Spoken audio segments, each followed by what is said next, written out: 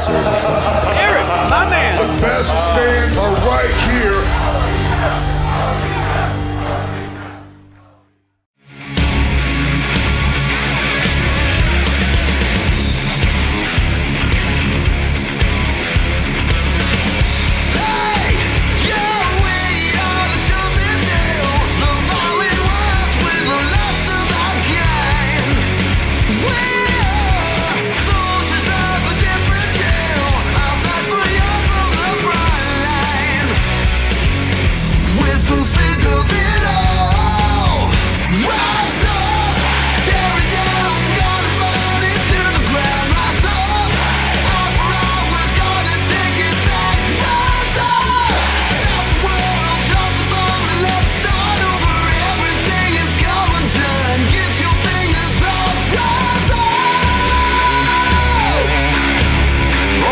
OVW RISE, and do we have a special treat for you, Linda? We're taking a double take of Double Cross. Absolutely. It was the celebration of 30 years of OVW with 150 years of the Kentucky Derby Festival.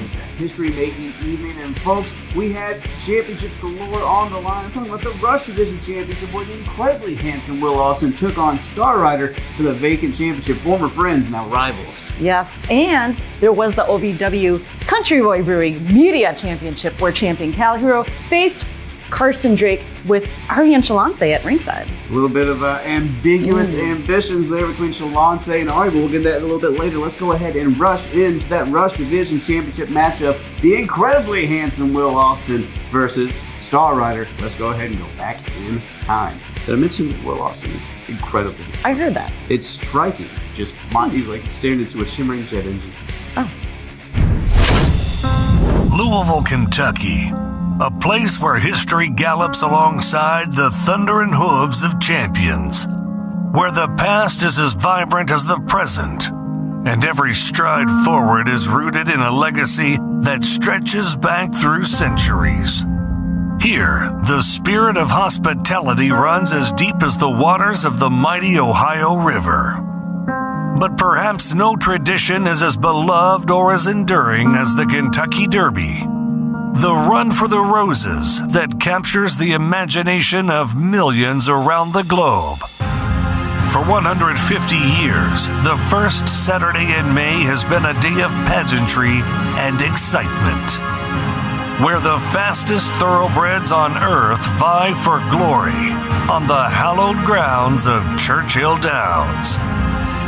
They don't call it the fastest 2 minutes in sports for nothing. Welcome to Louisville, Kentucky, home of the 150th Kentucky Derby, and home to 30 years of OVW.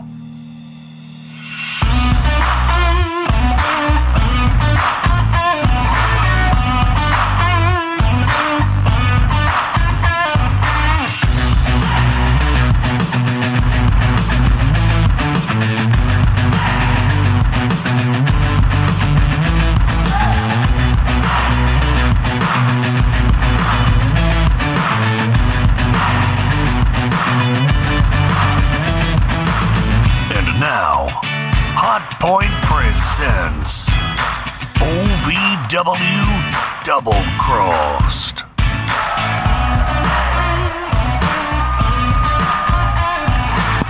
Hello, everyone, and welcome to OVW Double Cross, sponsored by Hot Point Appliances. Brian Kidd is here ringside with the mastermind, the massacre, OVW legend Josh Ashcraft, and the lovely Linda Kay. Guys, what a show we have lined up here. Absolutely. We've got numerous titles on the line, including our Rush Division champion, taking place right now. That's right. We are going to find out who the new OVW Rush Division champion is going to be tonight. Manny Domingo having to, Jota Pesos having to vacate that championship due to a knee injury caused in a match against Will Austin. And with that title up for grabs, Will Austin's going to be taking on Star Rider, guys. You can hear Will Austin brag about it for weeks, how he put Manny Domingo on the shelf, made him vacate that championship, took away the one thing he's supposed to be doing, and that's wrestling here in OVW, fighting for all his heart in front of all these fans. Will Austin now looking to take that championship, result in the wound of Manny Domingo. Yes, that was a despicable act. But now we'll see how Will Austin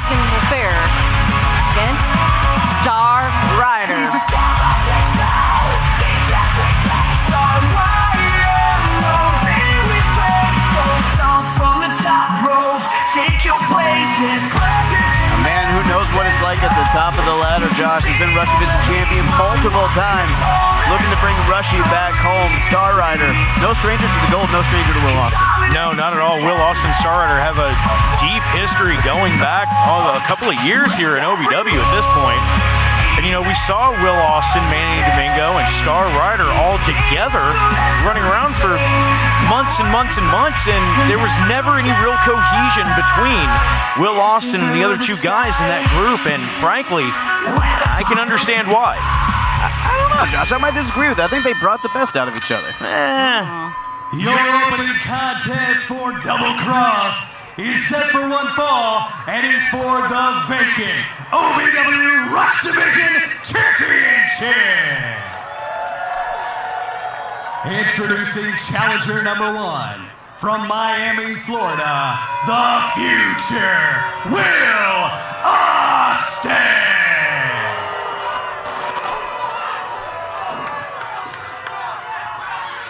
And his opponent from the great beyond, he is the star of the show, Star Rider! Now, Josh, you brought up the history between these two men these past couple years, but we've really seen everything intensify between Will Austin and Star Rider just these past couple weeks. No, we absolutely have. And, you know, this is one of those situations where Star Rider needs to be able to stay focused on the matchup itself, not get too wrapped up in the antics of Will Austin, because this is for the OVW Rush Division Championship, and here we go. Speaking of wrapped up, Josh, Star Rider going to have that leg wrapped up after all the damages taken over the last several weeks from Will Austin. Even last week, Will Austin using Maximo Suave, trying to break his leg, but in an effort to goad out Star Rider, do further damage on that ligament. Well, you know what? And that tactic was absolutely spot on for Will Austin. As Star Rider hit the ring and Austin took the knee out from under him, you have to wonder if that knee is 100% or not after that assault from last week.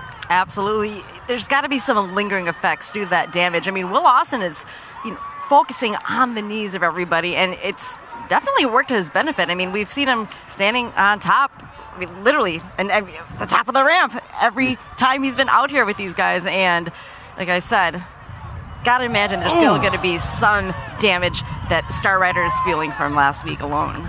And you gotta think, with the deviousness of Will Austin as of late, and Josh, you've been on that devious side of the coin, so let me ask you, is Will Austin still toying with Manny Domingo, trying to hurt Star Rider's leg? Again, these guys were a trio. They were the Three Stooges for a little bit. Now Will Austin injured Manny Domingo's leg. Is he trying to send a message, try to insult further by doing it to Star? Well, hell, that was a message sent right there about Will Austin just dropped Star Rider with a shot. Yeah, I mean, here's the thing. If you can play mind games, if you can get into the head of your opponent, do it in any way, shape, or form that you can. And yeah, maybe this is Will Austin's way of just rubbing salt in the wound, like you said. Now you see Star Rider and kind of in a precarious position. It looked like Will Austin was trying to dig into the mask yet again, and we've seen Austin go back to that mask time and time again. Hey guys, you never want to see a title vacated, but I got to tell you, this kind of situation where you're guaranteed a new champion, it's exciting. There's not much like it to know either Will's going to get his first championship or Star Rider is going to reascend that mountain. Absolutely. There's something magical about that. Definitely. I mean, we know how intense these two men can be, how much they can fly, how much they are on top of this Rush Division, hence getting this title match here. But and look at this. Sorry, Austin going right back to the mask. There we go again. You know, we can bring up the history and the backstory as much as we want, but what's going on in the ring right now is what's most important, and that is, Star Rider trying to keep that mask on as Will Austin just being admonished by referee Stephen Kyle there. We've seen this change in the demeanor of Will Austin these past couple of weeks. I mean, not just trying to rip that mask, that sacred mask, off Star Rider, but again, his devious tactics. It's getting him to the top of the Rush Division, though. Again, getting this match against Star Rider. High crossbody from Star Rider coming out of that corner. And look at that Star, though, not going for the pin. Those emotions boiling over, wanting to do some extra damage. Yeah, without a doubt. Star Rider raining down those right hands, Brian. Star Rider, look at that, immediately right back to the knee. You got to wonder, that choice to go for those extra shots instead of going for the pin might cost Star Rider the long going here, because Linda, you got to think the longer this match goes, the more it's going to favor Will Austin. Definitely. I mean, while emotions are high, you've got to keep them in check. I mean, this is a huge opportunity for both men, and obviously we know like getting that Rush division title back to Star Rider means the world. Will Austin going right back after the knee of Star Rider there, tying it up in the ropes and then kicking that rope. And ladies and gentlemen, that is...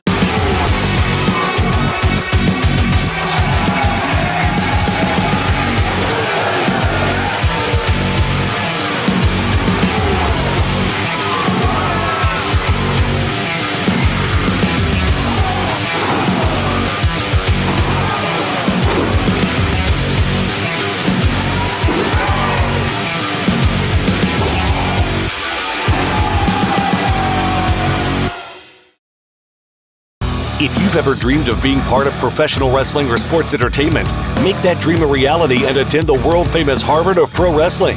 The OVW Academy with Al Snow, the birthplace of legends including Batista, John Cena, Randy Orton, The Miz, and many more. Will you be the next name added to that impressive list? Visit OVWacademy.com and apply now.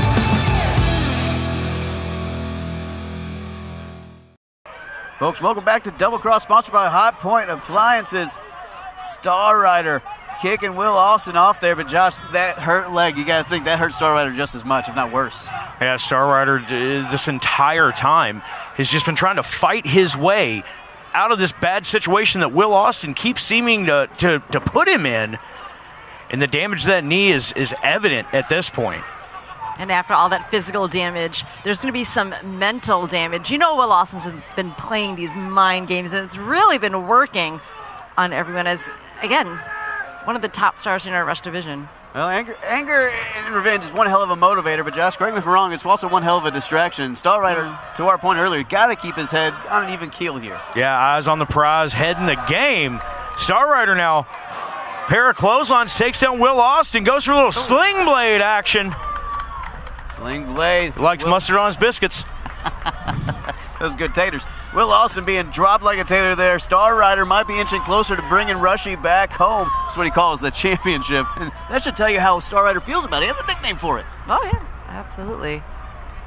Star Rider trying to get control over Will Austin here. Oh! Wow. What a punch to the face. Oh. Josh, you say it all the time. You hit your friends harder. What about your ex-friends? That's pretty hard. Yeah, you kind of like to throw hands as much as humanly possible with people like that. I'll be completely honest with you. I've got a handful of ex-friends I wouldn't mind throwing a couple of hands at. Oh. I think I need to change seats. Yeah, probably be a good idea. Irish whip here from Star Rider. Will Austin, look. Oh, look at that. Beautiful sliding basement drop kick there, taking the knee completely out of Star Rider. And Linda, to your point earlier, Will Austin, he's been deplorable lately. He's been disgusting as of late, but it's been effective. There's that figure four we've been seeing. There it is. More damage being done to Star Rider's knee. And Will Austin dragging Star Rider out into the middle of the ring, away from those ropes, giving Star Rider no reprieve. And look at that. It's the thing about a figure four leg lock that's so dangerous. And look at him bridge. There it is, the bridge right by the Kennedy Bridge here in Louisville. Can that get Will Austin the Rush Division Championship for the first time? Star so close, inching close. There we go. Star Rider getting his hand on that bottom rope. Referee Shane Chess counting. He's up to 4. Austin's going to get himself disqualified if he's not careful here. And that's the thing, Judge. I mean, correct me if I'm wrong. Would you not have told the LOB to hold it till that very last millisecond to get as much damage in on that knee as possible? Yes, I absolutely would have. That was constantly my... Wait a second. What the hell? What a peso. Making his way out here, hobbling his way out here. Well, we know that he's going to be out of action for quite some time with that knee injury, but hang on. Stunner!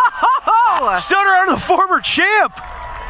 You see how much damage it did, the amount of pain etched across his face. But he wasn't going to let Will Austin get away with walking out of here, OVW Rush Division champion that way. Manny Mingo getting a pound of flesh and everything, getting out of dodge. Referee didn't see a thing, and Star Rider inching closer to Will Austin here.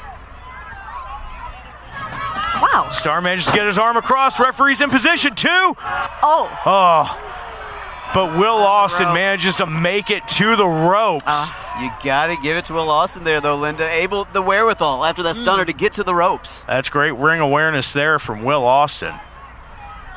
Especially with the damage from that stunner, still being able to make his way to break that count. And both men, this is anyone's game now. Both men are down. Star favoring that leg. Will trying to recover from that stunner. Star Rider using the ropes to his advantage to pull himself up here, and you hear the crowd starting to chant Star Rider. There's no debate here on who the crowd's behind, Linda, but is that going to be enough to get Star Rider back into the championship? Perhaps it should give him that motivation right there. You want to talk about motivation? That right there is motivation, Linda. That shotgun dropkick. Now Star Rider pulling himself to the outside. And if he's going for that Star Killer, that double stomp, I mean, this could be it. He could be on the way to becoming OVW Rush Division champion again, but that leg. He might be risking injury just to hit that. Can he do it, guys? Star! Oh my God! He went for that Star Destroyer. There's nobody home. Will Austin getting out of the way. There was Will Austin playing possum there. Was he goading in Star Rider there, Linda? Oh my gosh, I can't imagine that pain he's already suffered and endured tonight, and then taking that right there, you guys. He can't even make his way up. No, Star Rider can't even get up to his feet at this point. He's doing anything that he can. And you've got to think he must have jammed that knee coming down with that double stomp. Star Rider comes down with authority typically, Josh, but on that one, going towards Will Austin, put a little lammy on that, little extra on top, and it cost him. Right, and that's that knee that Will Austin has been torturing these past couple weeks. Look at these both men still slow to get up. Will Austin taking all the time he can to recover. Star Rider trying to fight valiantly back to his feet. Star can barely stand. You see him just collapsing there in the ring. And Austin, Will Austin with a spear, and now going for that figure four leg lock yet again. And look at the intensity, Linda. Goodness. And the bridge, he bridges up. And Star Rider forced to tap. Will Austin did it. Will Austin becoming Rush Division champion for the first time. And the new OVW Rush Division champion, the Preacher,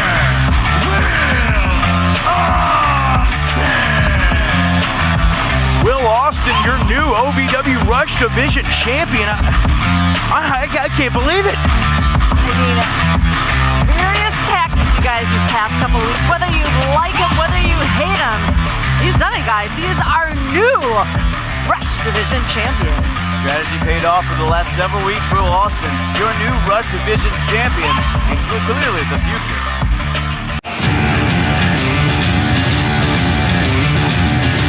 Welcome to OVW.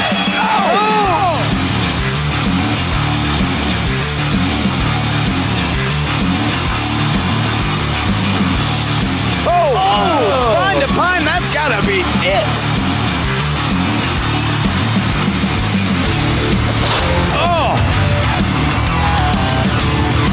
Oh my God. Whoa.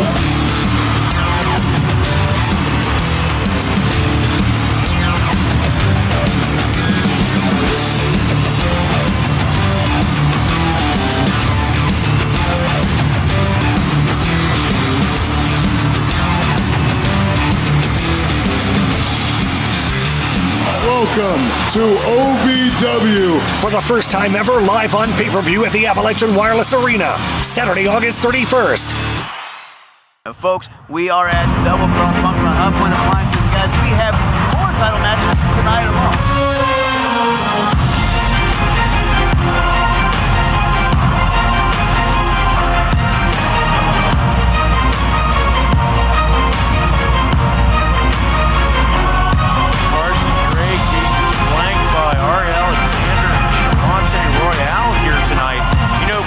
Brian, you were talking about championship matches. Well, this will be a championship match. The Country Boy Brewing OVW Media Championship. I'm a little surprised Ari and Shalance here after what Carson said to Ari after what he said about Shalance. What he did to Ari on live television, and the things he said to Shalance. I mean, we saw what happened last week. He did ask for their help again. It looks like whatever he did worked. He saw him grovel, he saw him beg. I mean, maybe that did something.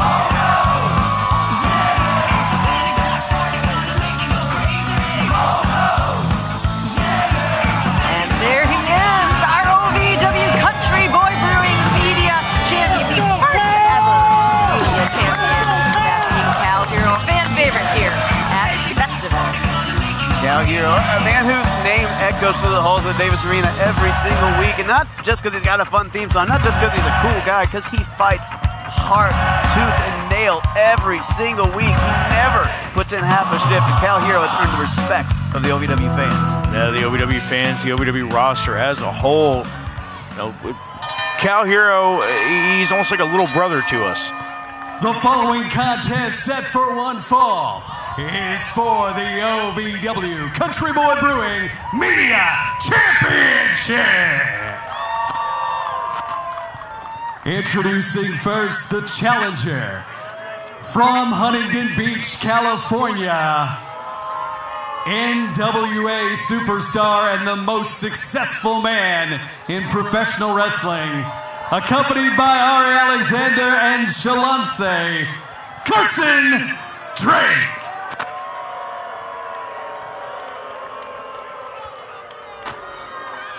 And his opponent from Cedarburg, Wisconsin, he is the OVW Country Boy Brewing Media Champion, Cal Hero.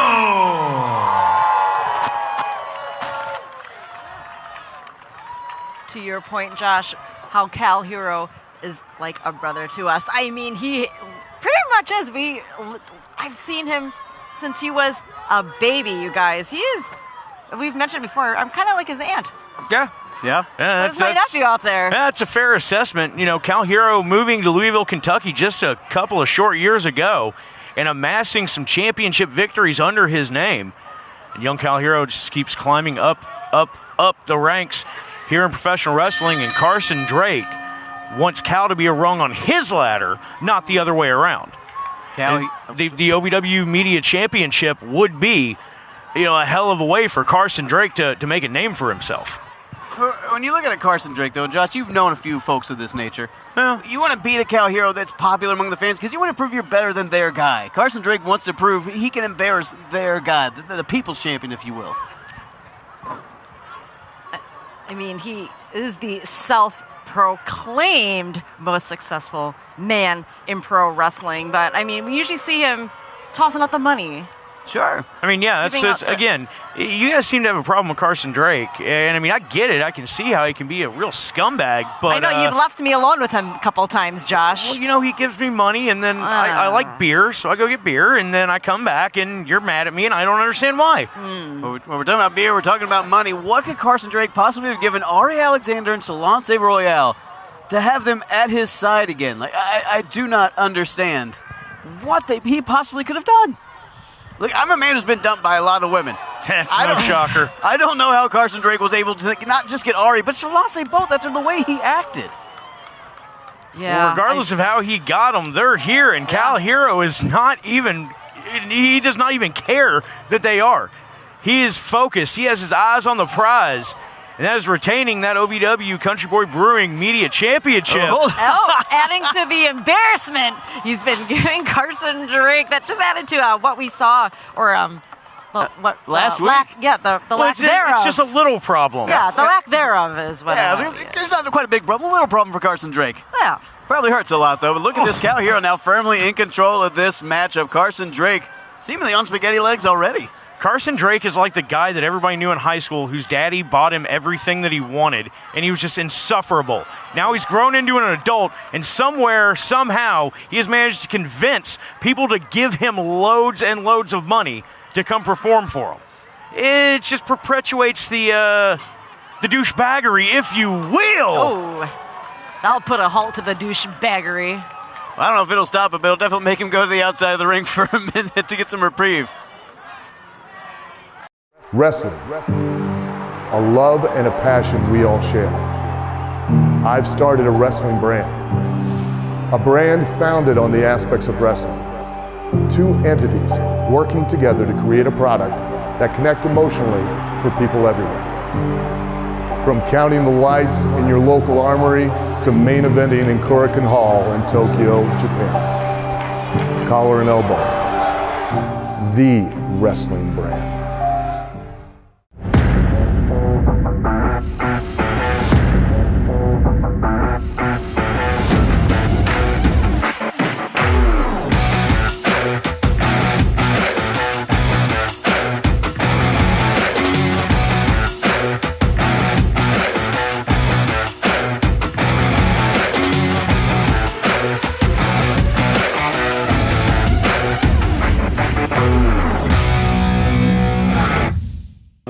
do? Did he get Ari a new car? You know, did he pay off Shalance's student loans or something to get back in their good graces? Like, Carson Drake's the kind of guy that thinks he can just throw money at any problem and it'll go away. He also seems like the kind of guy that'll be like, I paid for the rental, but you can drive me around. Yeah. Carson Drake seems like kind of guy that, like, shakes his hands when he talks. Like, because he doesn't know what to do with them. Because if he doesn't have money in him, he does not know what he should be doing. Look at him right now. He's doing it. Hold on, look. Ari and Shalance getting in the face of Cal Hero here ringside with Carson plays a distraction. I guess they're playing along. They just helped Cal up. And wait a minute. What the hell is happening here? The Carson has the same question. Shoulder to the midsection from Cal. Cal goes for that sunset flip. Oh, and Drake just drops a fist right into his forehead. Close fist there. Referee Charlene being a little lenient here, but hey, Country Boy Brewing OVW Media Championship is on the line. I guess you're going to give it a little bit of leverage. All right, now Cal Hero in trouble, but Carson Drake, you got to think maybe in the back of his head he's wondering what the hell just happened with Shalance, Ari, and Cal. Yes, that was some type of distraction, and it almost cost him the match. Oh, and look at this, Drake using that sweater to just tie Cal up in that corner here. What a piece. Not technically against the rules, I guess. No, it's against the rules. You can't use, like, your ring jacket to choke someone out or hold them in place. Well, not against the rules enough to get DQ'd, I guess. Well, letting this fly. Well, referee Charlene McKenzie, she understands how important this match is, Brian. Absolutely. We're celebrating 150 years of the Derby, 30 years of OVW. It's not the time. There's a full moon out at the waterfront. Almost had a little guest here ringside. And look at that, Carson letting it all hang out when he goes for the kick. Seen a bit too much of Carson Drake these past few weeks. Oh, you can tell Carson Drake uses fake and bake tan. Yeah, the spray tan might have missed a few cracks. Carson Drake now in control of this match. So back and forth like a pendulum, guys. But Carson Drake, we can say a lot of deplorable things about him. But I can also say he is a very technically proficient professional wrestler. He knows how to get the job done. He's just a man who likes shortcuts. You know, once again, there's nothing wrong with taking a shortcut if it gets you where you need to go. But what the issue that I have with Carson Drake is the fact that he is so arrogant and smug about everything that he does. He just rubs it in your face that he gets away with the things he gets away with. I know. I've heard it many times here at commentary, and even last week he gave a little shout out. Funny stuff, Carson. Abdominal stretch here. Yeah, a real rib cracker, just like the abdominal stretch. That's a segue. Nailed it. Cal Hero in serious trouble here, though, because Carson Drake has had that locked in. Pulling back, and you saw him using that rope for leverage as well. Well, and what that does, that gives extra torque, extra momentum, because Carson reaches out, grabs that rope. And again. Oh, the referee, but right in front of the referee, it looked like Carson was trying to get Ari and Shalance to help him out by pushing that middle to him. Well, Carson having more women troubles this time. Referee Charlene and allowing Cal Hero to fight back into this. Carson Drake on the ropes, literally and figuratively, as Cal Hero starts to get a little momentum rolling for him here, y'all. Cal got momentum going here, Linda. Yeah. Carson Drake still that ace in the sleeve with Ari and Shalance at ringside. Yeah, I'm still a bit confused. Those jabs, here we go. Oh, poke in the eyes. Again, Carson Drake showing you he doesn't really have a ton of morals. And I get women like bad boys, but a bad person is a total different situation when you're looking at a Carson Drake. That is very different. Good point, Brian, and I can attest to that. Well, right now, Carson Drake feeling confident. Come on, Carson. Oh! Little flip-flop and fly for you, Cal. Says Cal. And Fanny Pack knee out of nowhere. Fanny Pack knee dropped him. Look at Carson Drake, that wherewithal to get to the outside. I don't know if that was wherewithal or if that was just momentum from Carson's unconscious body hitting the canvas there. Cal Hero now on the outside. Right in front of Ari and Shalance here. I mean, Shalance and Ari. I mean, they're out there with Carson, but they're not seeming to really care so much about him right now. Are they really on his side right now? I'm not sure, but Carson Drake just sent Cal Hero face first into that ring post. Ari and Shalance again timid here. Seemingly checking on Cal Hero. Well, I can't blame him there. Interesting. And Carson, look at that. Carson now irate, seeing his accompaniment for the night not helping him like he thought they were going to. Tossing Cal Hero back in, but Carson got to keep his eye on the prize, that Country Boy Bruin OVW Media Championship. Not looking too happy there with that. Hey, now wait a minute. Oh, come on, you piece of trash. Carson Drake putting his hands on Shalance and Ari. What a piece of garbage, begging them to be out here with him and now assaulting them? Needs to get his hands off of Ari and Shalance. Come on. Again, what a jerk of a man. Carson somehow continuing to lower the bar for his expectations. But now, looks like he set up. Hold on. Shalance Royale in the ring. And Ari Alexander coming up on the other side. Oh, and referee Charlene McKenzie turning her back on the situation that's starting to unfold behind her. Oh, hey, she just. Some deserving slaps right to the face of Carson Drake and the knee, the fanny pack knee. Ref saw that. Cal Hero retains. Here's your winner and still OVW Media Champion, Cal Hero. Cal Hero picking up a big win, retaining that Country Boy Bruin OVW Media Championship. But Josh, now with that little help from his friends.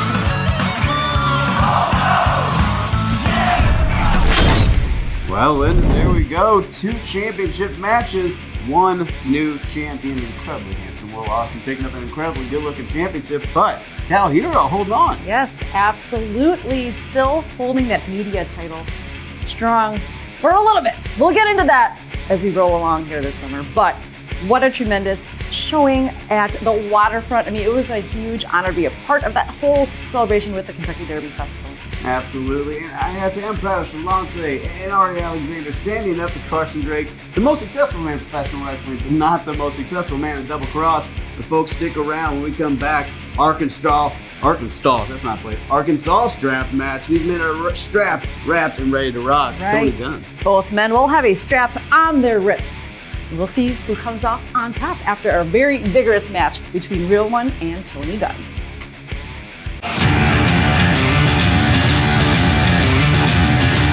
Welcome to OVW.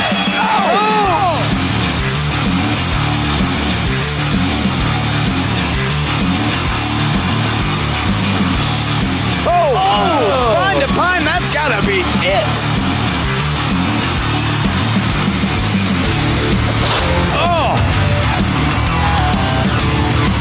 Oh my God! Whoa!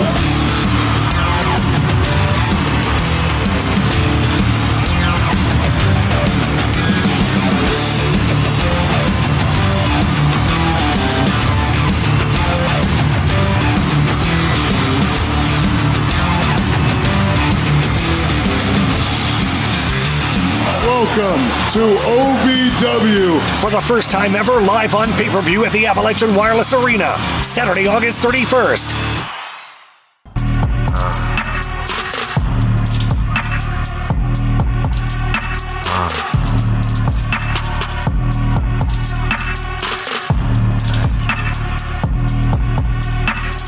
Today was the best, what's next? I bet success. I earned my rest for a bet, confess for a hit to the chest, cross right to left. Life success, bet I'm blessed. I got strength, got big, got fight, got think, got friends, got fame, got fans. I follow amen. Don't bother with him. If you don't bother with him, it's cause you'd rather go sin. You don't believe in God, I think you really should.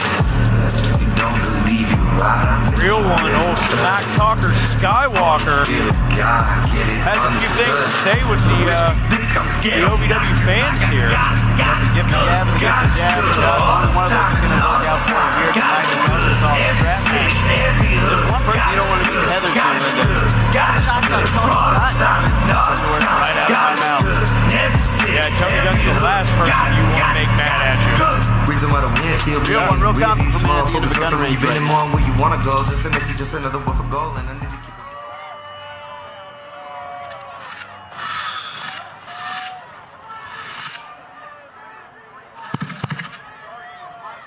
The 150th anniversary of the Kentucky Derby. I mean, really, it's unbelievable. Have you people seen the horses? Have you Matthews, horses. I'm not talking about the animals, I'm talking about the women. What more can you expect? Only Kentucky. That's because it's called Lonelyville. Yeah.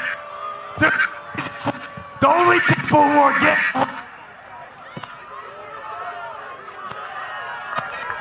What? How you doing? Oh, I'm doing great. Thanks for asking.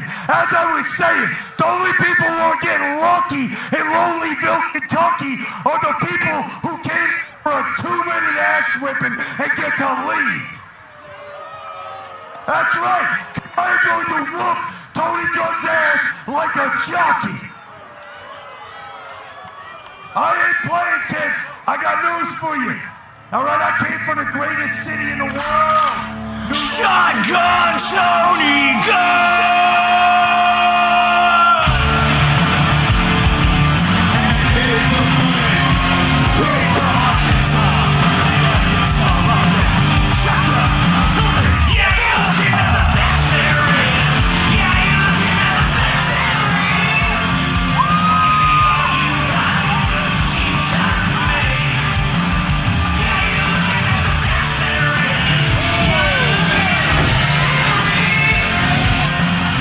Arkansas roughneck, shotgun Tony Gunn.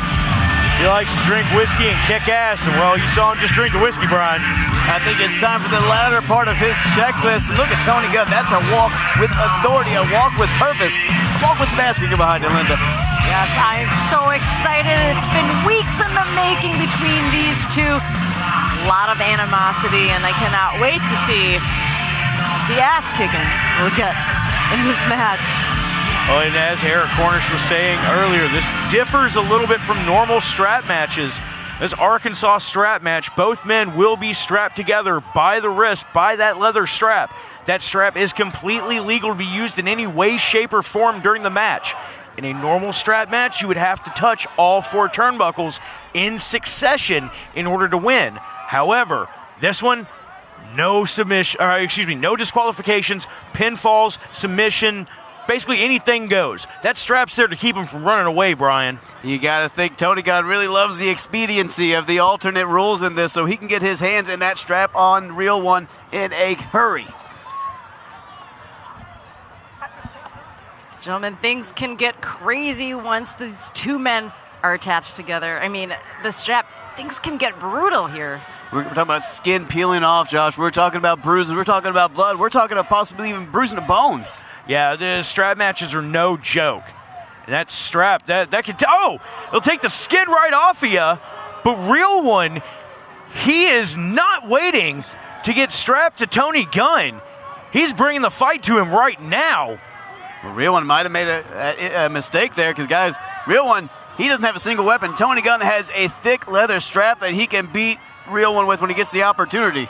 I know Real One thought he got a leg up there, but might have made a big mistake. Oh, he can't even technically begin this match till we get the strap applied onto Real One. I think that's fine with Tony Gunn because that means you can't stop him. Yeah, that's a fair point. Tony Gunn can beat the brakes off a Real One for as long as he wants. The referee has not called for the bell yet. Real One is not hooked up. And Tony Gunn takes him down with a hell of a shot. That's a lot. So he's Look at this. He's going to get that strap attached on the Real One himself. Wrapping it around the wrist. And that's the thing this match made because Real One's done nothing but run. He's the run one. And Tony Gunn, he wanted to get his hands on this Arkansas strap match, the solution to that problem.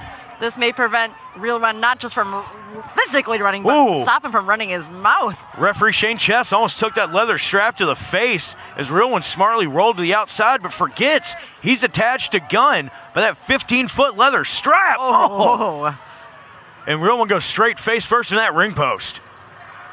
Folks, we're going to try to keep up with the action here on the outside, but so many folks made their way down here for Double Cross, sponsored by Hot Point Appliances. It's hard to see next to the ring right now. It's hard to see just about anything with this massive crowd. Right into that steel rail. We saw that. You heard that from here. Oh, you could see the entire guardrail shake.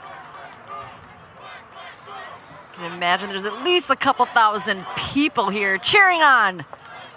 Sounds like Tony Gunn, majority here. Tony Gunn definitely winning this vote as far as popularity, but right now. I mean, the strap match, and we said all things can happen, all things go. You know, I mean, this match can go anywhere here at the waterfront. And Josh, actually, I wanted to ask you, so okay, you laid out the rules earlier. What if someone somehow gets a chair into the mix? What if someone pulls out a kendo stick? Is that also legal in this? I mean, no, but maybe. I mean, it's an Arkansas strap match. Tony told me there's no DQs. Anything goes.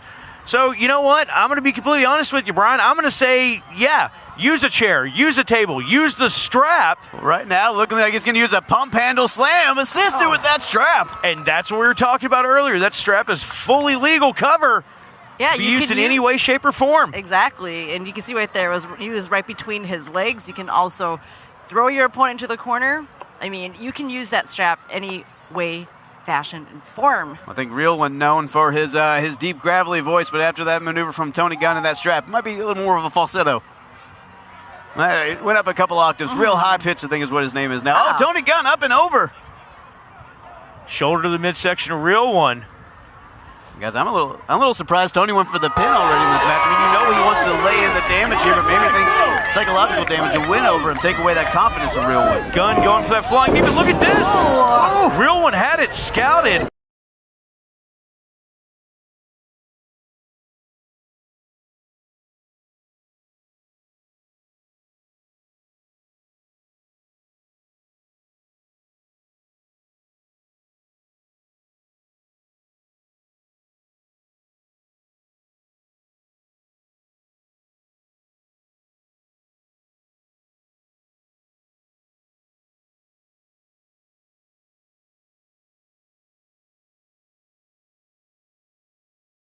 "90% of natural sleep aids don't work.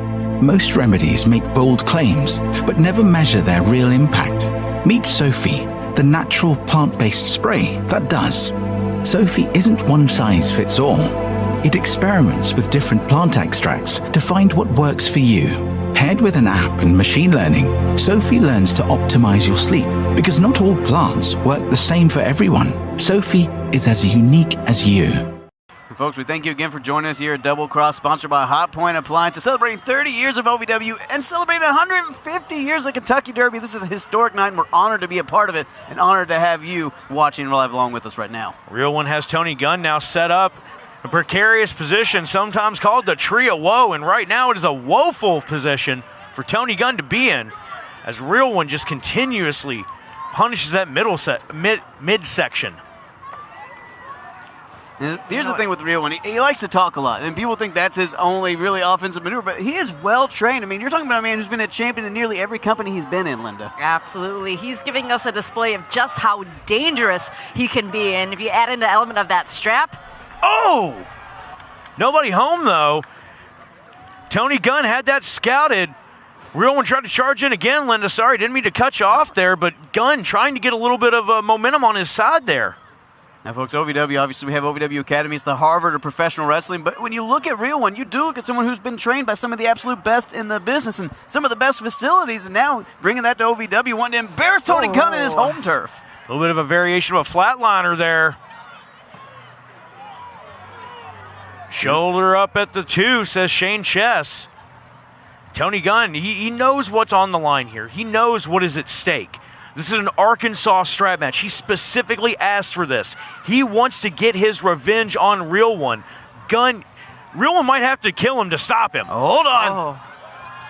Wait. Tony trying to drop. Oh, Real One 6 feet under. Real One coming right back with a kick to the chops. Charged almost like a charging super kick. Both men down. Real One hooks the leg. Just a 2 count there. Guys, if he got the 3, we wouldn't call that a definitive win, but I don't think Real One cares about proving any points here. I think he's just trying to get this match over with and get out of Dodge as fast as possible. Now he wants to get out of the ring with Tony Gunn as quickly as he humanly can. And look at that. Lines him up, goes for a field goal style kick right to the ribs. Real One will be one of the first to tell you he doesn't get paid by the hour. Going to look to put away Tony Gunn before Tony Gunn can rally, but this crowd, Linda, trying to cheer on the Arkansas Roughneck. Yes, we're seeing some unique offense utilizing that strap. What a Real One. What a fastball like right hand from Real One. All right, guys, let's take a little bit of tail of the tape, or tail of the strap, if you will. Remember, just a couple months ago, Tony Gunn, OVW heavyweight champion, trying to get back in that conversation, and then Real One with that belt to the face, that punch. Ooh! Once again, that leather strap right to the back of Tony Gunn. Whipping him like a dog. Oh, my goodness. The thing is, both of these guys out here, they were smart enough to try to wear a T-shirt, so there's not bare skin right there. Now strangling with that leather strap, though. You got to wonder, though, when that strap comes down across your back like that, it hits that exposed flesh in more than one spot. It's so painful. And it's really no material is going to stop that. It just deadens the impact a little bit. I mean, these guys can be wearing suits of armor with as hard as they're hitting each other. Those straps are going to do some damage. Ooh, 2 count. Tony able to get the shoulder up. Guys, you could hear that leather strap connecting with the flesh of Tony Gunn. Yeah, all the way up here, you can hear it, and we're a solid, what, Brian? Oh, small 50 package. feet out. Oh, hang on, cover. Oh. We've got headphones on and everything trying to call this, and the leather strap, it sounds like a gunshot every time Tony gets hit. And that's no pun intended, folks. Tony Gunn just taking the brunt of that strap to the back, and they are vicious shots. Real One putting some personal angst behind those. Yes, and we saw a little bit ago, Real One using that leather strap to choke Tony Gunn. I mean, I can't imagine Tony not having any breathing issues right now. Tony Gunn gasping for air, folks. It is warm in Kentucky. We are outside. It's a little bit humid. They're not going to be able to breathe like they normally can. So, these guys have incredible stamina, but Josh, that's going to affect you. Oh, and you see that Tony Gunn managed to try to fight his way out. Real One's still going for that superplex, but no, Gunn drops through. Tony's got him hooked, looking for a power bomb. Oh! Manages to nail it, but can he cover? And Brian, you're right. Being out here, the humidity, it makes it so much harder to breathe. The air is so much thicker, especially right here by the Ohio River, right here at Waterfront Park in Louisville, Kentucky. I mean, there's nothing else like it. I thought you were insulting me and you were going to say next to me. No, I mean, sitting next to you is the punishment that I got for something I did in a past life. Speaking of punishment. Yeah, Real One goes down after that shot from Gunn. Real One had a bullseye basically on his face, and I think Tony hit it right in the middle there, Linda. 100 points. I don't know the bullseye number or structure. It's 100. But I mean, Tony Gunn, very impressive. They're still getting that knee up while being attached by that strap. Hey guys, I think at this point you're seeing they're at the bottom of the tanks. You're seeing desperation maneuvers, Josh. Both men trying to put this away. Yeah, Real One and Tony both want to get this one over with as quick as they can. Tony wants to get that revenge. He wants to get that win to prove to Real One that Tony Gunn is not a phony gun like Real One keeps calling him. And Real One, frankly, I think Real One just wants to beat Tony Gunn to say that he did, collect the money, and walk on him by. Oh! A headbutt from Gunn. Down. Tony Gunn getting that momentum from the crowd. Might be looking for that diving knee again. Tony goes full auto. Just wiping out Real One. On the button there, Tony got it. Not hooking the leg, though. They're 2 count. That could have cost him. And here's the thing. In a situation like this, if I were in Tony Gunn's position, I'd use that leather strap to not only take the hide off of the skin of Real One, but hog time, tie him up. Hook both the ankles with it and yank back as hard as you can when you go for the cover, T. Tony finding another unique way to use that strap. Oh! And look at that. Real One hung up in the ropes. Now Tony has Real One at his beck. And look at this, at his whim, just slamming him in the stomach, in the midsection. Real One was helpless right there, taking all that damage from that strap. Real One yanking his arms out of the ropes and hang on Gunn. Like those shots of Real One's stomach harder than the shots of Tony Gunn's gut rut whiskey, Josh. Oh, that's shot low using the strap. Again, we're seeing that strap being used between the legs. And throwing him into that steel post, and look at this. Real One going up top. Real One going to go for that diving DDT. We've seen him win matches with it before. If he's able to nail Tony Gunn with this, it's all over. Kill shot! Kill shot out of midair! A kill shot of the man mid-jump. That's it! Here is your winner, Shotgun Tony Gunn! Real One was setting up for that jumping DDT, like you mentioned, Josh, but he got a kill shot for his troubles. One of the most jaw-dropping kill shots I've ever seen. Wow, that was amazing, you guys. Tony Gunn intercepting him with that kill shot, almost like he was doing a little bit of target shooting. Tony getting a pound of flesh here, Josh. Tony getting his retribution over Real One, and Real One will never forget it.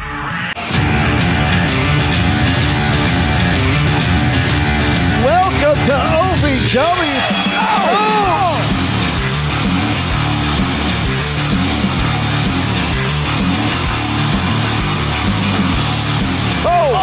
Spine to pine, that's gotta be it.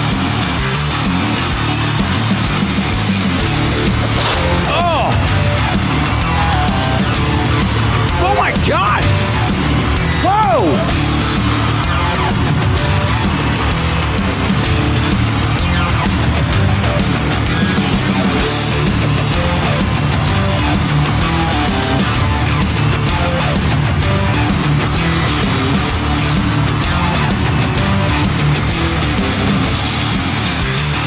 Welcome to OVW. For the first time ever, live on pay-per-view at the Appalachian Wireless Arena, Saturday, August 31st.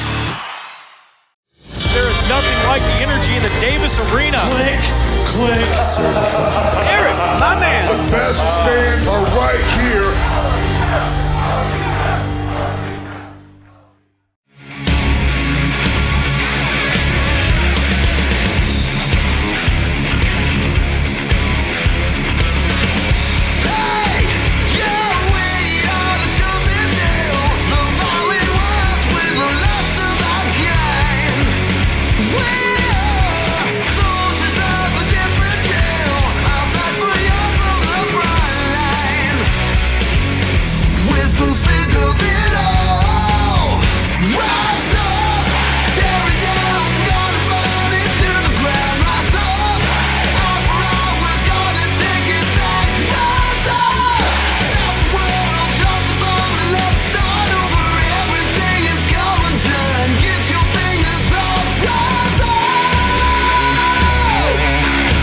Welcome to this hour of OVW Rise, where we'll take a look back at Double Cross, an awesome pay-per-view we had earlier this year, Brian. Folks, it was a celebration of 30 years of OVW at the 150th anniversary of the Kentucky Derby Festival. We couldn't have been more honored to be a part of it. Remember, gold was on the line. Absolutely. We saw the then OVW Tag Team Champions of the Overmen, Adam Revolver and Big Bo, facing the challengers of Tuscan Chains, and then a last-minute insertion of Beaches and Cream into the match. Kidnappers out. Why would you give them a ton of it? Anyway, but folks, that's not the only tag team match we saw. We saw Team Hodgepodge, Hollywood Haley J and Freya the Slayer taking on the All-American Sweethearts, and it's a Four Corners tag team matchup.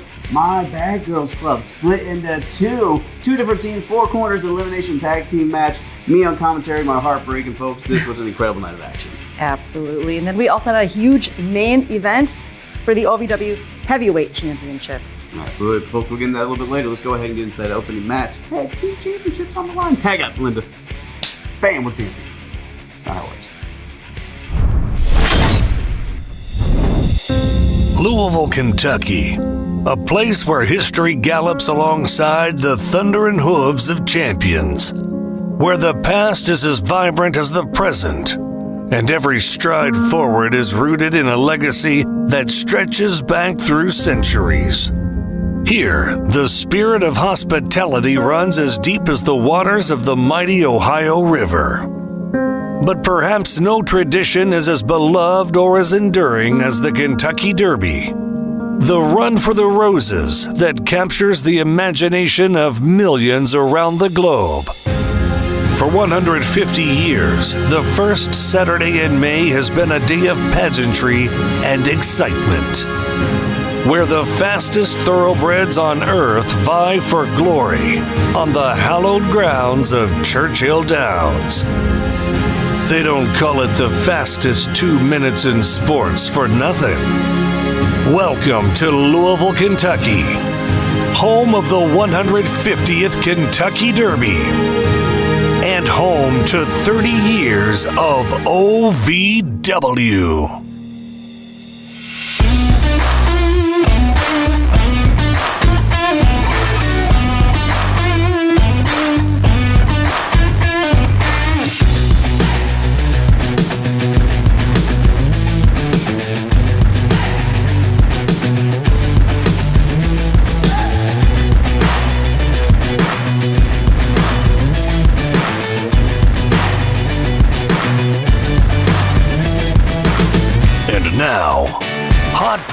presents OVW Double Crossed.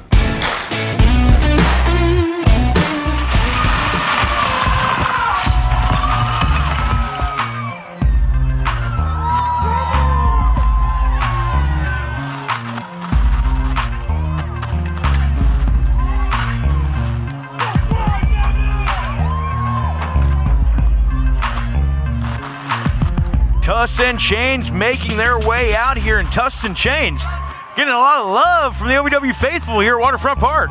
It warms the heart to see all these people clapping, to see people dancing, cheering this team that Linda was put together, 2 months ago? Absolutely. I mean, they're getting the love from Linda K right here. I was just clapping along as well. Donovan Cecil and TW3, they just gelled, and sometimes that happens, man. Like, you look at two people and think, I don't know if that'd work. And it works great.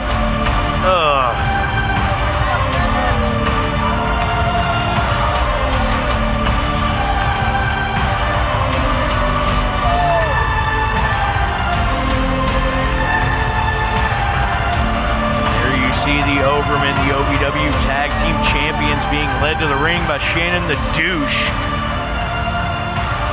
Adam Revolver and Omar Amir. Bo Amir. Big Bo. Big Bo, and the biggest addition to the Overmen yet. Guys, I gotta say, someone with the size of Big Bo and the accolades of Adam Revolver, the history of Adam Revolver, the strategy of Shannon the Dude. Yeah. Bo Amir, Big Bo might be set up to be a breakout star, Linda.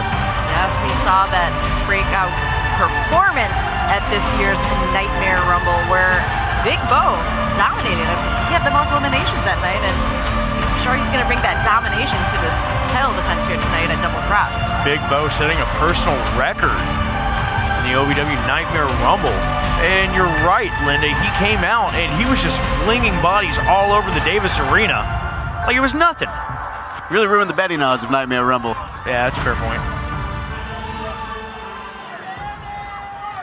Eric Corner's about to make this thing official. Ladies and gentlemen, before we start this tag team championship match, I've just been informed it will be a triple threat match. What? What? Don't do that! I don't know. You got voices in your head. Who told you that? The guy with the head. I don't know. No, that's not fair. That's not fair, these guys.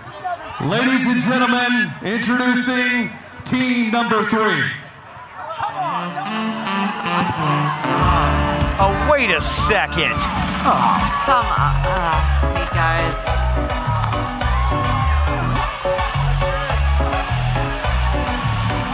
What the hell? Unless I already put through enough torture a couple of weeks ago by these, I don't want to say gentlemen. Now, Linda, you can say all the words you want. We're on pay-per-view, but these guys, why are they in this matchup? Last thing I was expecting to see tonight, you guys. Does anybody have anything that I can take that'll make me just forget that the two of them exist? Can I get Mercer's hot sauce again? That thing put me into like a coma last week. Well, the only thing I've ever questioned Al Snow about is his choice in suit jackets. But right now, I've got a question about the addition of Beaches and Cream to this triple threat tag team match. But how? Why? How did they weasel their way into this?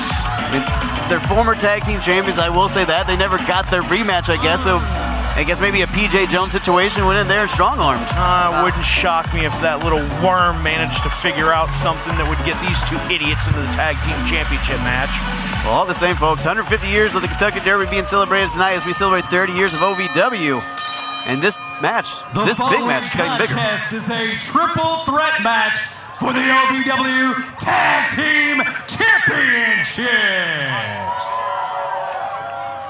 Introducing challengers number 1. They are the team of the Mammoth, Donovan Cecil, the 80s baby, TW3, Tusk and Chains.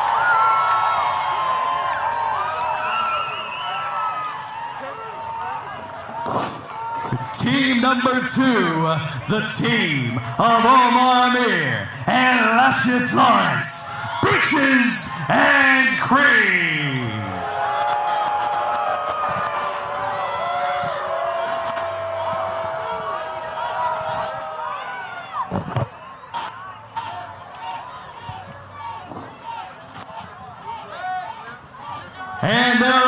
is accompanied to the ring by the World Heavyweight Radio Champion, Shannon the Dude. Again, says who? The team of Bo and Adam Revolver, the OVW Tag Team Champions, the Overmen.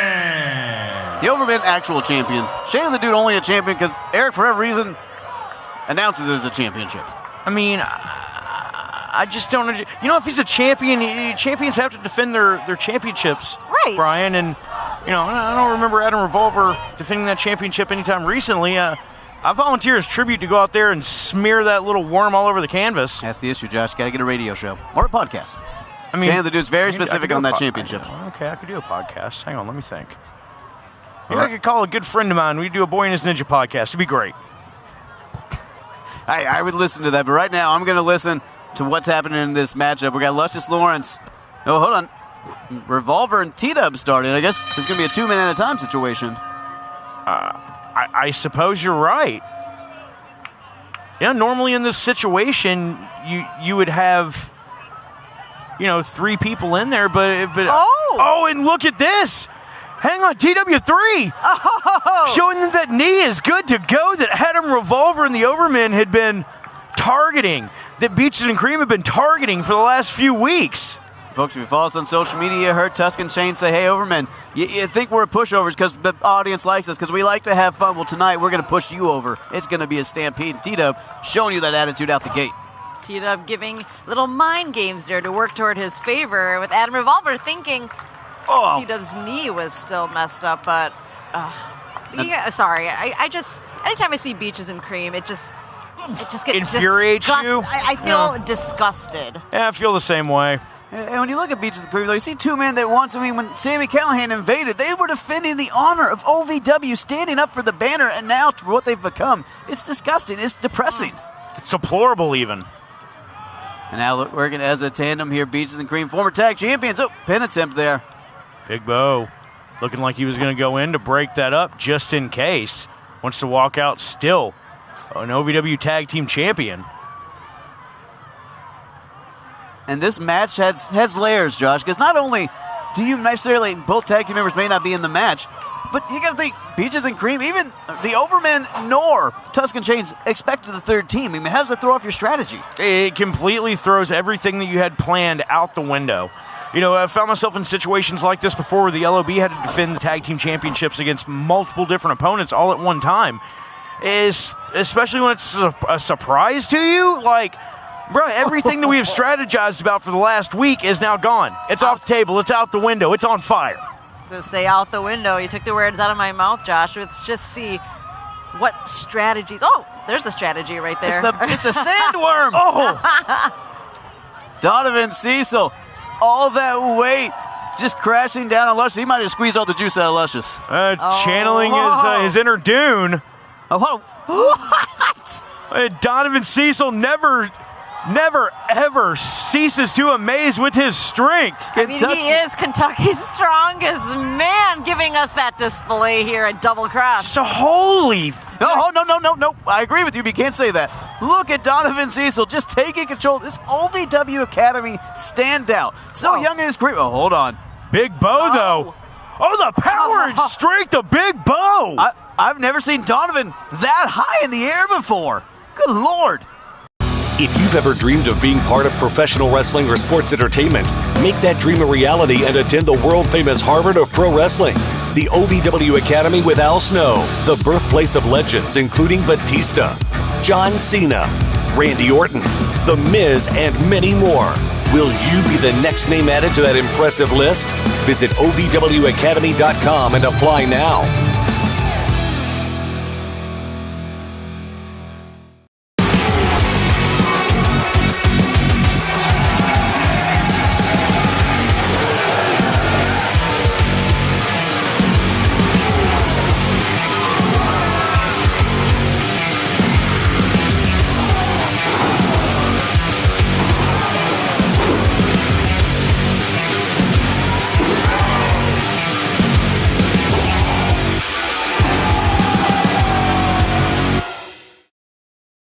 Just adding to the weeks of torture they've been giving to the tag teams, our tag team at OVW to cash flow to us, to myself. Double shoulder tackle followed by a double flapjack, but Adam Revolver in to quickly break it up and keep the tag team championships for the moment on himself and Big Bo.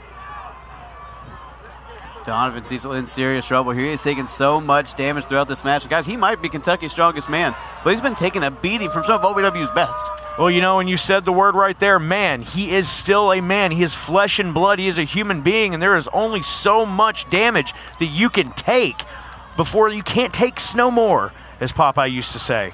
You have Shakespeare into cartoon, and I really appreciate that. Yeah, you're welcome. But right now, what we see is Shakespearean tragic ending here in this tag team match with the Overmen, or even Peaches and Cream walking away as tag team champions.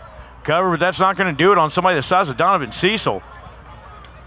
Donovan just too strong, just too powerful, and too much heart. We talk a lot about Donovan's strength. We talk a lot about how agile he is, but the man has heart for days, Linda.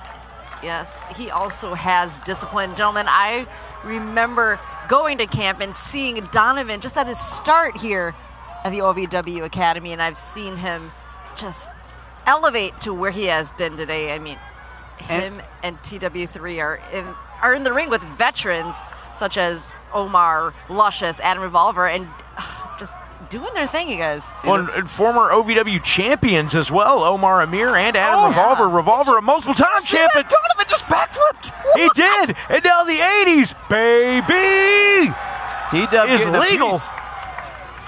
T-Dub getting a piece of Peaches and Cream. Now getting a piece of the guy who's just kind of white and creamy, Adam Revolver. Are you talking about Luscious? No, we're talking about Revolver's complexion. Pasty. Pasty is, I think, the word that you meant to use. Omar assisted the Enziguri there. A little extra oomph. Rising knee strike out of TW3, and T-Dub's feeling it. Rising knee strike and rising momentum.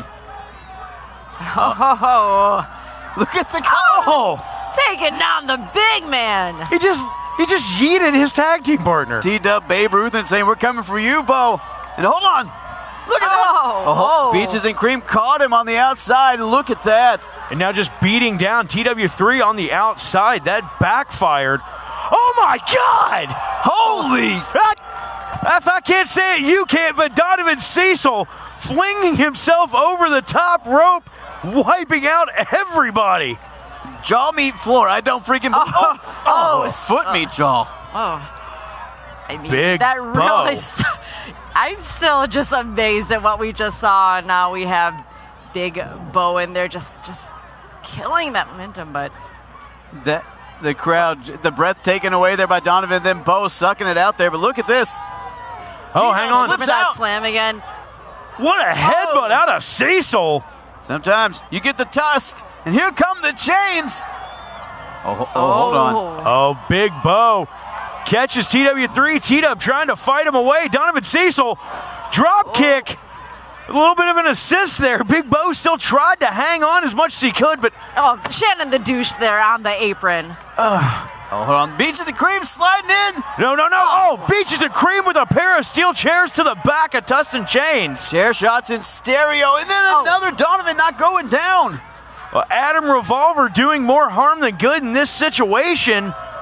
Because, while he was trying to provide a distraction to referee Stephen Kyle, Omar and Luscious, they just wiped out Tustin Chains. The Overmen might lose the championships here. And that's the thing with this kind of match outdoors, folks, in Davis Arena, Josh. The ref could have heard that chair shot, could have turned around, could have saw something, but out here the noise gets kind of lost in these hundreds, if not 1,000 people.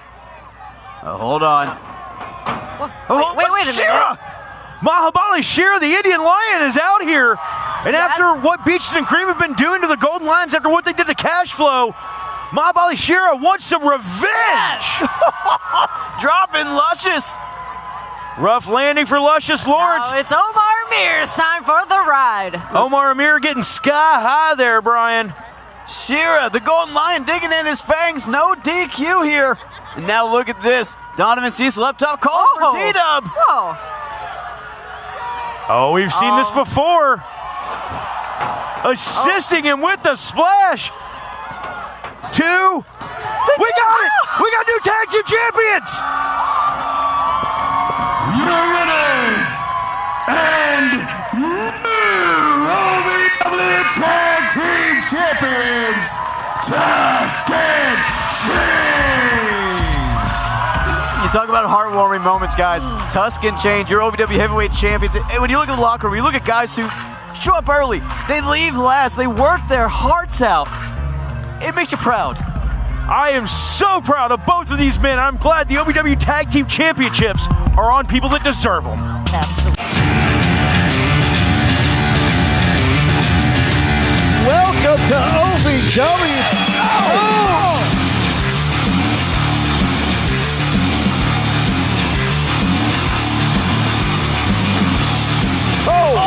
Spine to pine, that's gotta be it.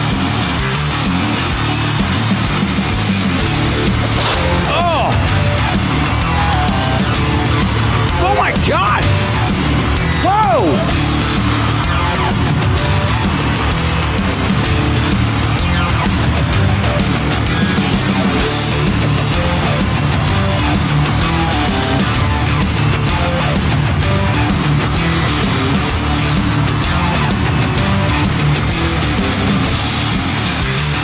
Welcome to OVW. For the first time ever, live on pay-per-view at the Appalachian Wireless Arena, Saturday, August 31st.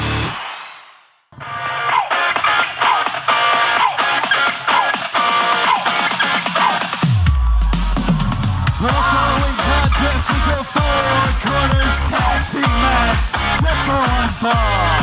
Introducing team number one, Lady Bird, Sophia Rose, the All-American Sweethearts. We just saw one of OVW's most popular tag teams, Tusk and Chains, win the tag team championships, but arguably the most popular tag team in the women's tag division, All-American Sweethearts. Well, you know what? And they have just come together and gelled so well over the course of the last few months, Brian. Absolutely right. Lady Bird and Sophia Rose have gelled together so well, but they all found themselves entangled in some drama with the Bad Girls Club, Linda. Yeah, so we'll see that happen tonight.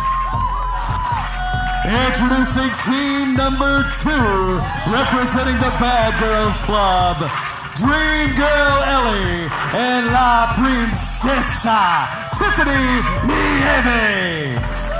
This should be a very Stop clapping, Brian. Brian! As a member of the Bad Girls Club. You're not. You always think you're. But here's the thing, Bad Girls Club divided tonight, guys. Yeah. Tiffany Nieves and Dream Girl Ellie on one side, Hema and Layla Gray, OVW Women's Champion, on the other, Linda. Yeah, I was just saying that it should be interesting from all this tension we've been seeing between the Bad Girls Club. Absolute cracks in the foundation showing as of late, Josh. You know, and I cannot wait to see these four women actually finally get their hands on each other. All four members, women of the Bad Girls Club.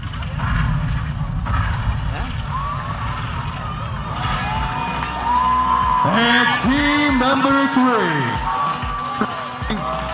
introducing first, the Queen of the North, Freya the Slayer.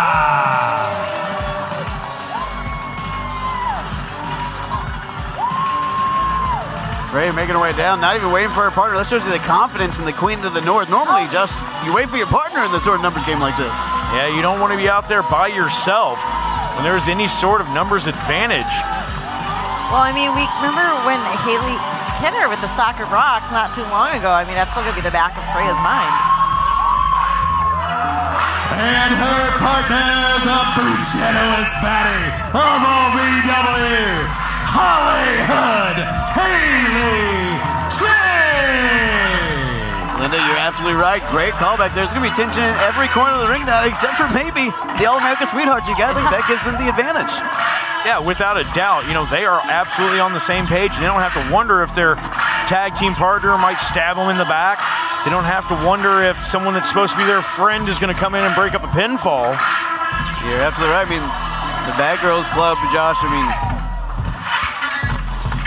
And team number four, also representing the Bad Girls Club, the team of the Gem of the Crown, Emma, and the OVW Women's Champion, the Baddie, Layla Gray. You know, Brian, I can't stress this enough. I've brought it up multiple times already to this point, man. There's tension in every single corner. Again, you might not know if your tag team partner's going to stab you in the back. You don't know if someone that's supposed to be your friend's going to come in and interrupt the pinfall. That's why I think that you're right when you say that the All-American Sweethearts have the best advantage in this match. Again, the tension. You could cut it with a knife. The tension has been absolutely just overbearing. The tension has been insane. I mean, I've experienced and felt that tension in the locker room with these ladies. I mean, we also have the tension between Freya and Haley as well. Yeah. Gentlemen, we're in for a show tonight. Haley hitting just tense all the way around. Freya still has not forgot about that Soccer Rocks with the Bad Girls Club. And here's the thing you got to think about with them. Yes, both sides are going to want the win, but these 4 women, this quartet, they have to survive tomorrow and the next Thursday. And after this match, it's going to come into question whether they can. And all 8 of these women want the prize, that being what's on Layla Gray's waist, and that being the OVW Women's Championship. Well, and one of these women just a couple short weeks ago actually got a pinfall victory over Layla Gray. Lady Bird, Josh, with that beautiful springboard moonsault, pinned the champion. Yeah, and you know what? No one in Davis Arena expected, especially not our OVW Women's Champion. You got to wonder, is that kind of sitting in the back of her mind here tonight? But look at this. Hold La on. Princesa and Layla Gray looking to start this one off. Best friends here, arguable co-leaders of the Bad Girls Club now circling the pit. We speak of tension, guys. I mean, you can see it in their eyes. You can feel the tension all the way over here. Well, neither one of these women want to make a mistake. They never want. They do not want to have any sort of misstep in this situation. And hold up. Well, hang on. Hey, Sophia Rose, Lady Bird just tagged in. Oh, and again, yeah, I think Tiffany remembers. Tiffany remembers that Lady Bird was the one who beat Layla just a couple short weeks ago. You got to think maybe it's mind games in the Bad Girls Club. I mean, you just mentioned it, guys, that Lady Bird got the pin on our OVW Women's Champion just last week. And now we're seeing it come to play again once again tonight. Lady Bird charges through, shoulder tackle, wipes out Layla Gray. Her partner Sophia Rose on the apron, cheering her on. Lady Bird comes through. Oh, what a shot. And no safe harbor there. The OVW Women's Champion. Ooh. Running European uppercut. Sophia Rose gets the tag. There's only 2 people in at a time here, despite there being 4 teams. And beautiful springboard there in the corner. Sophia Rose. Guys, an absolute inspiring story is Sophia Rose. I mean, had to learn how to walk and speak again after a stroke, and now became a professional wrestler. One of the most, if not the most taxing thing you can do to your body. Well, and I think that says a lot about the heart of Sophia Rose. I think that says a lot about the tenacity of Sophia Rose. Oh, we're roll up here. Haley J, a little bit of tenacity of her own. Now Haley in there with Sophia. And Sophia overcoming so much in just a short amount of time, elevating herself into becoming a star here at OVW. Now it looks like we have Freya in. Oh, wait a minute. Oh. Off with her head, says Freya. Not playing any games. Queen of the North makes a quick tag into Hollywood Haley J. This tag team match, Josh, you're seeing everyone kind of take their time. Everyone's not wanting to make a mistake, but we've mentioned the tension, the frustration, the boiling in every single corner here. You got to think that pace is intentional. Speaking of which, you see Layla Gray reach in and tag herself into this match. Tiffany Nieves. Oh! Almost a slight miscommunication there. Sophia Rose got out of the way. Lady Bird gets the tag. She is now legal. Wrestling, a love and a passion we all share. I've started a wrestling brand, a brand founded on the aspects of wrestling. 2 entities working together to create a product that connect emotionally for people everywhere. From counting the lights in your local armory to main eventing in Korakuen Hall in Tokyo, Japan. Collar and elbow, the wrestling brand.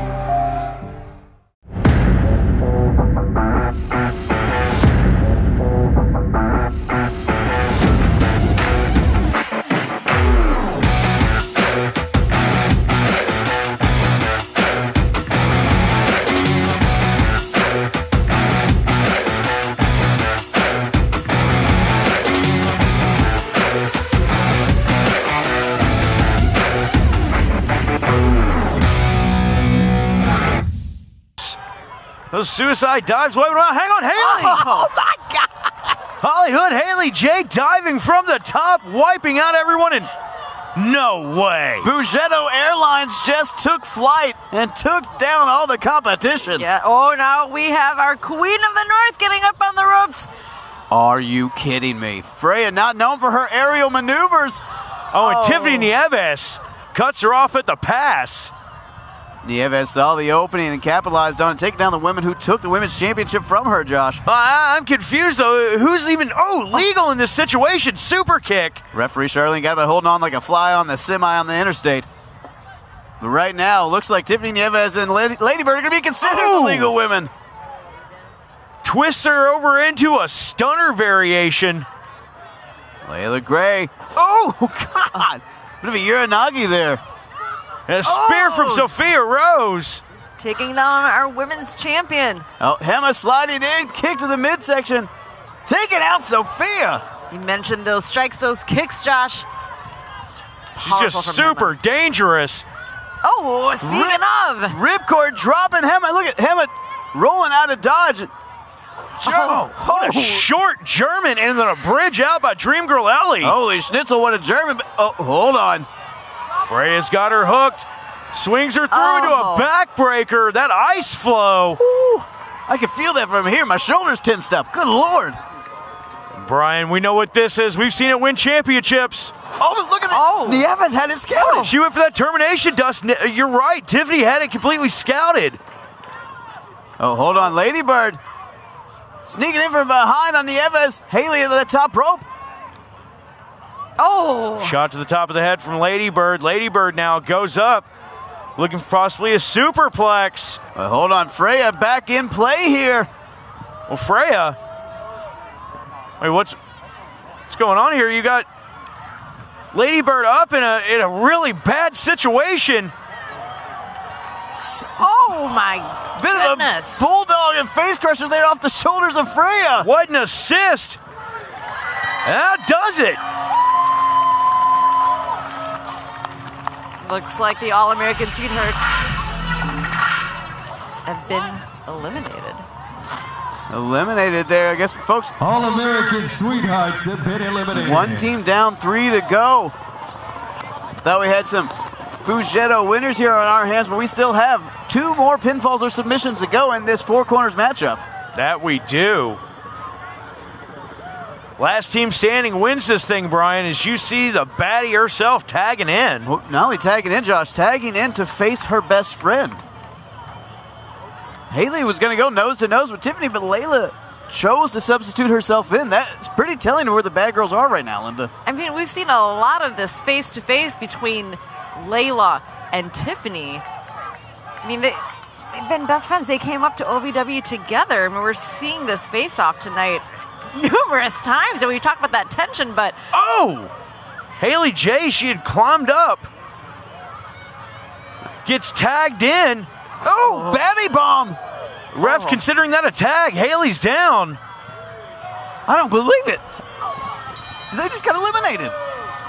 Haley Slayer and Hollywood Haley J have been eliminated. The Bad Girls Club look like are they taking a victory lap? Or what the hell? I mean, was this a plan? I mean, we still technically have 2 tag teams. I mean, was that the strategy all along? I mean, if so, give them the Emmys, Josh. They fooled every single one of us. This match isn't over. I am so confused. The referee saying, match ain't over. We're going to have a winner one way or another. Bad Girls Club going to be forced to fight here. Finally, it's about time. I have waited to watch these 4 tear each other to pieces for weeks upon weeks now.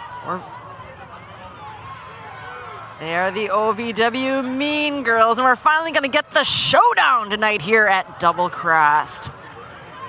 This has been teased, guys, throughout this matchup. These 2 have not put their hands on each other yet. What? Wait a minute. What? Did Layla just... What? She's huffing, puffing, blew down the champion. Oh, you guys. Ladies and gentlemen, your winners. Dream Girl Ellie, Tiffany Nieves, the Bad Girls Club. What a joke! Seriously? What a disgrace! A spit in the face of That just professional happened? wrestling. Welcome to OVW.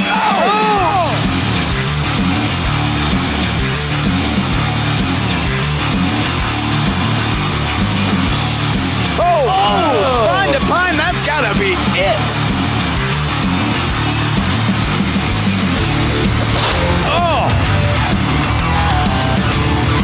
Oh my God! Whoa!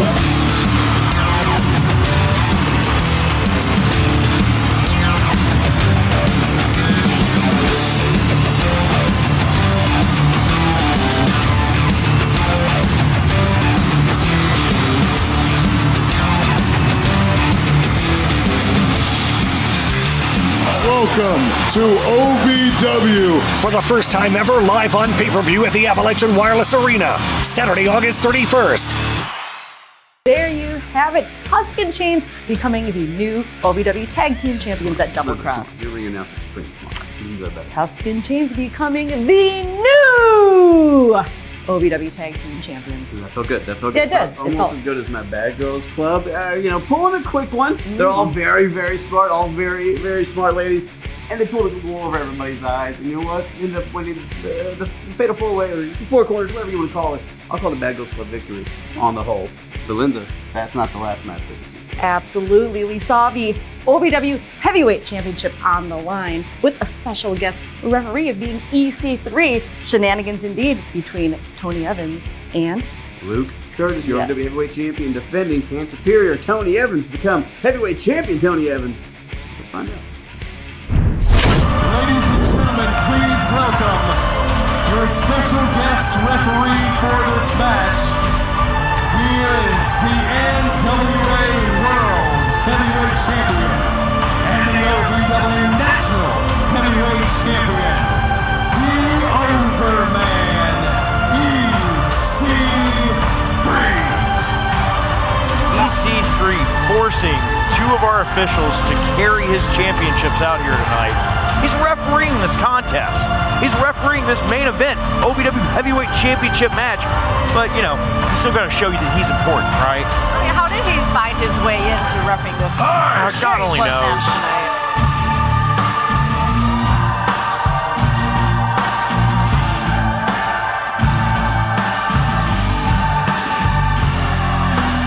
Hush! Cut the music.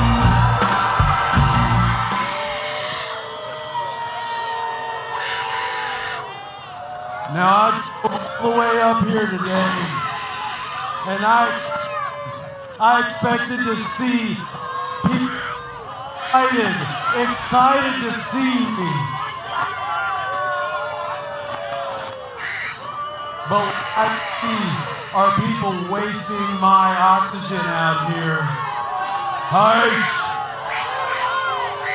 And I'll tell you right now, you're not worth the words that I want to say.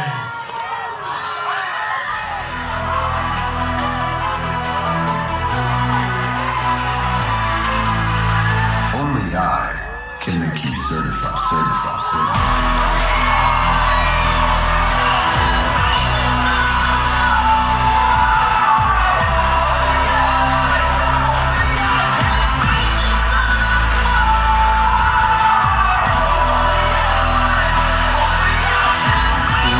Curtis, your OVW Heavyweight Champion, coming out to a certified banger of a new entrance theme, but he's coming down with a lot more of that. He's coming down with some purpose, Josh. He wants to prove he belongs at the top of the mountain.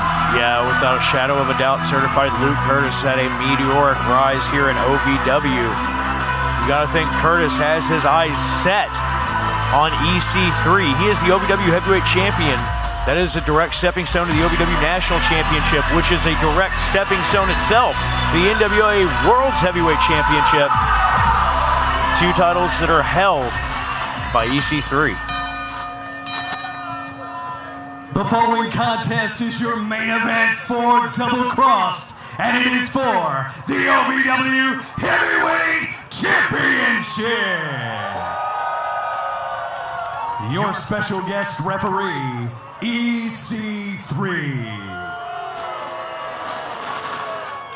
Introducing first the challenger, being accompanied to the ring by Jay De Niro from Bowling Green, Kentucky.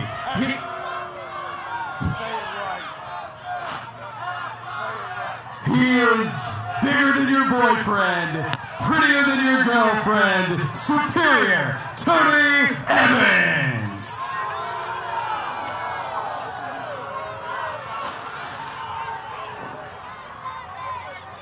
And his opponent from Miami, Florida, is the OVW Heavyweight Champion, Certified Luke Curtis.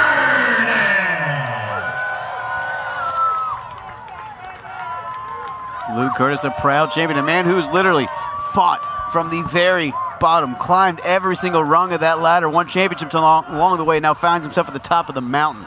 He's also finding himself in there in the ring with someone who has been, climbing that mountain as well from the other side, and that is Superior Tony Evans, a man that thinks that he deserves to be the OVW Heavyweight Champion after formerly being, the OVW Country Boy Brewing Champion.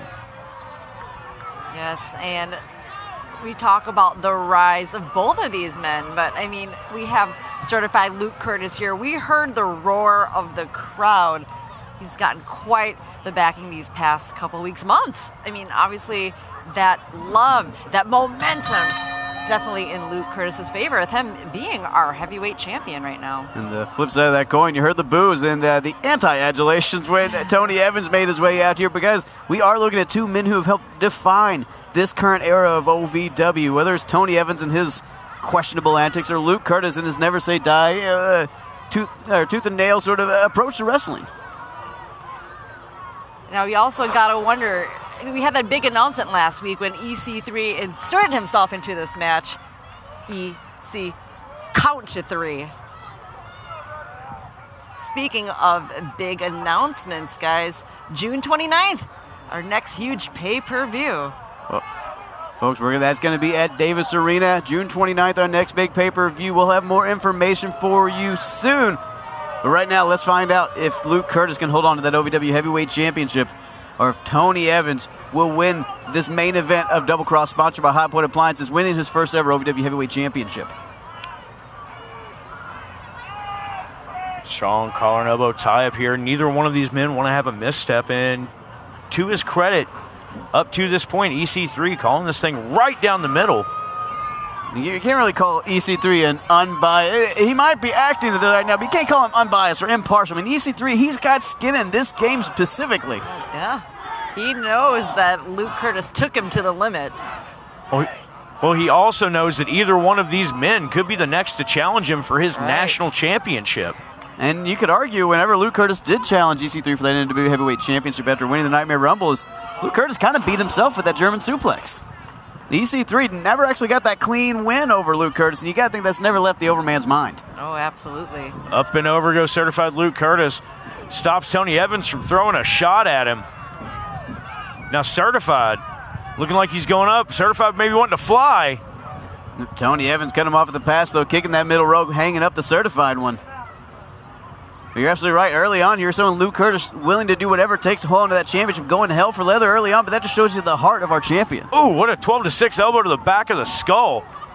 Superior Tony Evans down, but not out of this fight, as evidence there. Oh, my God.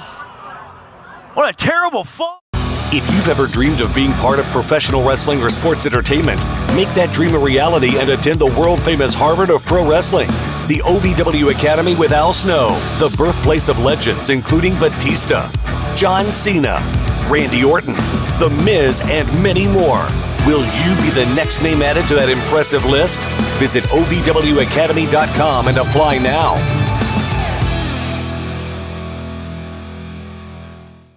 To all of the loyal fans of OVW, I want to take a moment to express my deepest gratitude.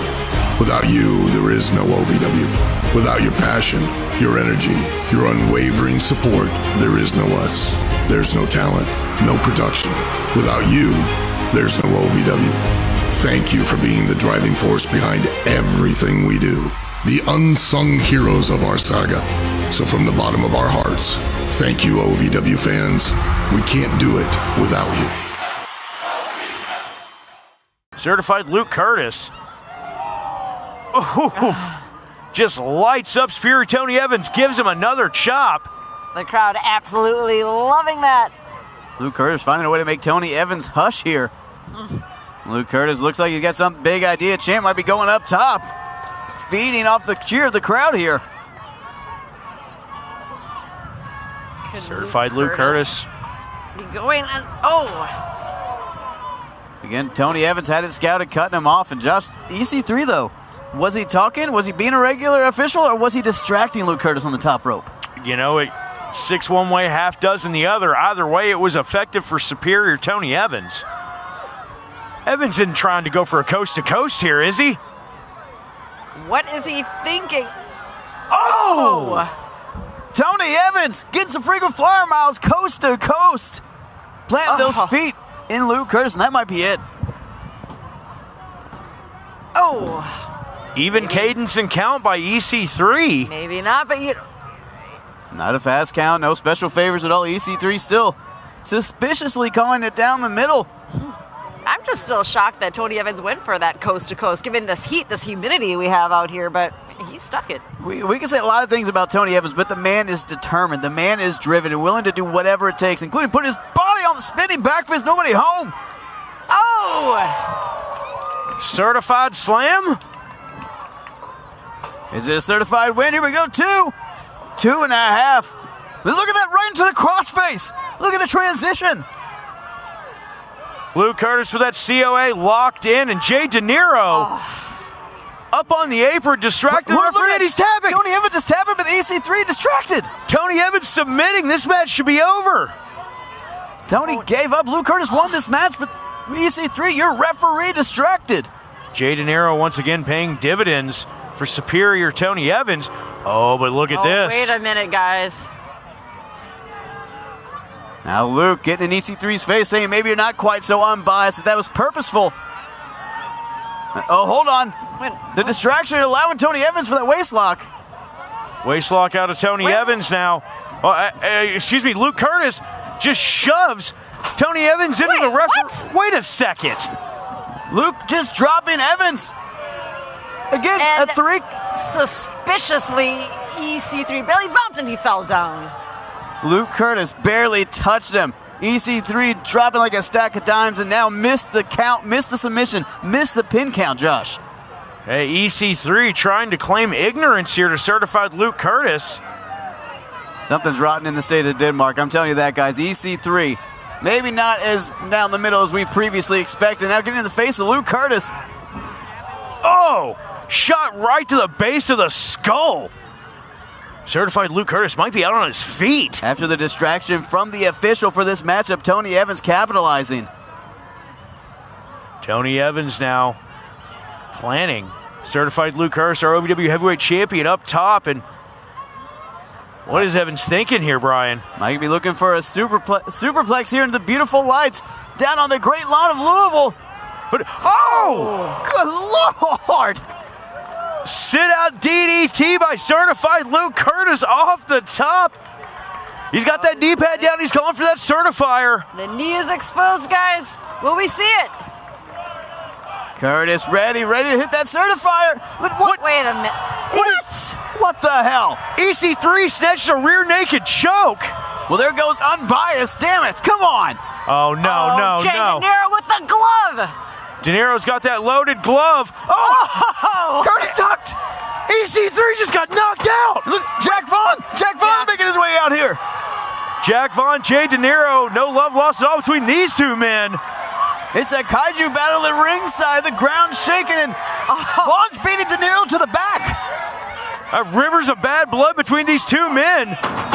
Jack Vaughn, he had the back of certified Luke Curtis this past week. Looked like he had to get Certifier out of Luke Curtis, but referee is down. Exploding certifier out of nowhere. Here we go. Another official on his way. Wait a minute. Guys, what are the 3 masked men in black? What the hell? Oh my gosh. What is going on? We haven't seen these guys in weeks, and now they're ruining this main event. Of course, we haven't seen them in weeks. We also haven't seen EC3 much in the last few weeks. You got to think there's some sort of correlation there. Josh, all we can do is speculate, but right now we can see Luke Curtis getting absolutely screwed. Come on. There's no speculation about that. Oh my gosh. A triple powerbomb from these hooded men. Oh wait, they're putting Tony Evans on Luke? What? Tony Evans just placed on top of Luke Curtis. Look at that, they're telling EC3, go for the count. No, you gotta be damn kidding me. No, not like this, not like this, kick. Oh my God.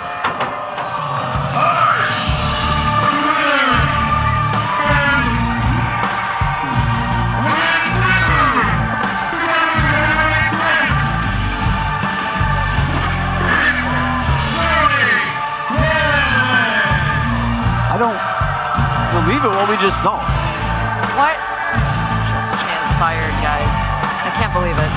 There's a hush in the audience, and maybe it's fitting for the new heavyweight champion.